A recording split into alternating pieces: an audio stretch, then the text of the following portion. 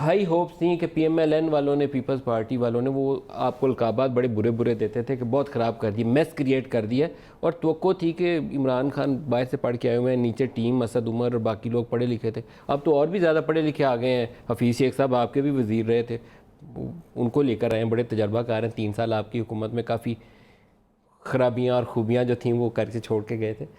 تو یہ صورتحال کچھ پریشان کن ہے، کیا ہوگا پاکستان کا؟ دیکھیں یقیناً پریشان کن ہے ریاست کے لیے. ہم نے تو بارہا میثاق کے معیشت کی بات کی، ہم نے کہا کہ یہ جمہوریت نام ہی سانجھی سوچ، کلیکٹیو وزڈم کا نام ہے، کوئی بھی عقل کل نہیں ہو سکتا ہے. آپ نے ٹھیک ہے اسد عمر صاحب کی بہت تعریفیں کی، آپ نے کہا یہ میرا جو ہے وزیر خزانہ ہوگا، آپ نے اس کو کہا کہ اس کی تیاری کر رہے ہیں. جب وہ اپوزیشن میں ہوتے تھے تو بڑی تقریریں بھی، بڑی تنقیدیں بھی کیا کرتے تھے، اسمبلی میں بڑے لمبی لمبی جو باتیں بھی کیا کرتے تھے. توقع یہی تھی کہ اسد عمر صاحب جو ہے اس کی وہ منسٹر ان ویٹنگ کے طور پر، فائنانس منسٹر ان ویٹنگ کے طور پر یہ شاید اس پہ دسترس رکھیں گے اور تیار ہوں گے. اب اسی تذبذب میں رہ گئے.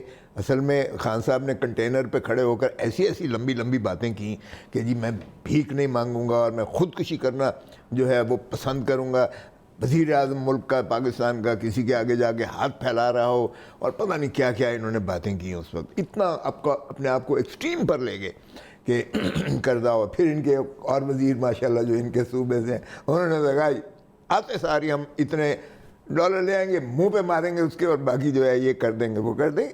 تو آپ دیکھیے گا کہ ایک ایسی انہوں نے میکسیمل پوزیشن لے لی کہ شاید اسد عمر صاحب کو بھی یہ مشکل آ رہی تھی کہ آئی ایم ایف پر جایا جائے یا نہ جایا جائے.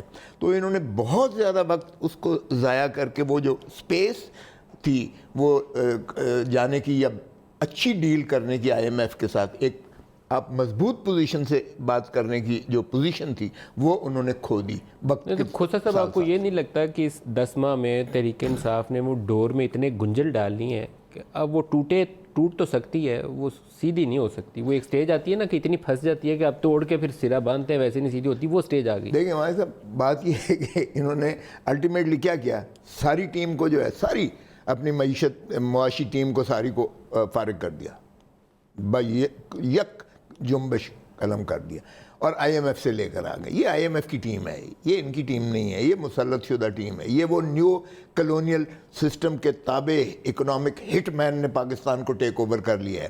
ہماری حکومت بہت معصوم ہے، بہت معصوم ہے. حفیظ شیخ اکنامک ہٹ مین؟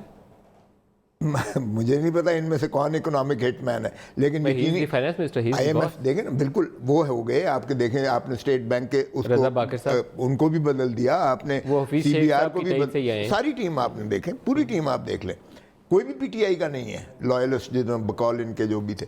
سو آپ نے بنیادی طور پر آپ نے یہ آئی ایم ایف کے سپرد کر دی ہے اپنی معیشت اور اپنی ریاست کی خود مختاری، جسے بار بار کہتے تھے کہ جب آپ کسی سے قرض لیتے ہو تو آپ اپنی خود مختاری سرنڈر کرتے ہو.